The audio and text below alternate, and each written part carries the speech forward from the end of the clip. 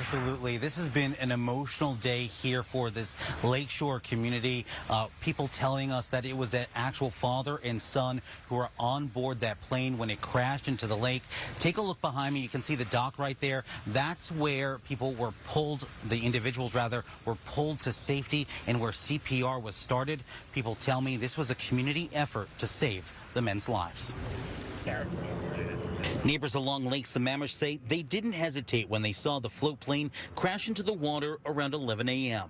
There was one other boater had got there, and there's one of the victims had been, I guess, thrown out of the wreckage. And This man who asked that we not show his face says he and other boaters rushed out into the middle of the lake. He dove into the water to help the pilot, who was seatbelted in and trapped under the water. I brought him out of the cockpit, got him up on the bottom of the wing, and then started compressions on the wing, but the wing's super slippery. Giving CPR, the boaters say they rushed back to the shoreline where another neighbor with a medical background was waiting. We got them up on the swim step and then raced them over to my neighbor who's a doctor, and we were performing CPR the whole way across, and we got him to the dock with a pulse. Unfortunately, he did not survive. His wife requesting that she see her husband and hold his hand before the medical examiner arrived. A ton of compassion for the family.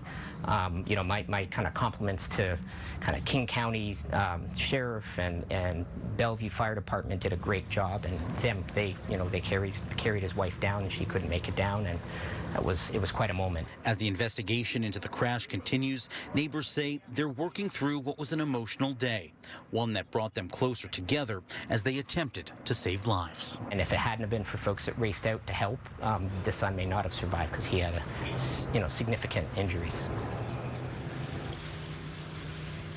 And really, these neighbors dealing with this emotional fallout from today's tragedy. Now, according to hospital staff, that secondary victim, who neighbors say was the son of that pilot, his condition, we're told, his vital signs have stabilized. He was originally listed in critical condition. And like my teammate had said, this crash still under investigation, but a lot of heavy hearts tonight along the shoreline.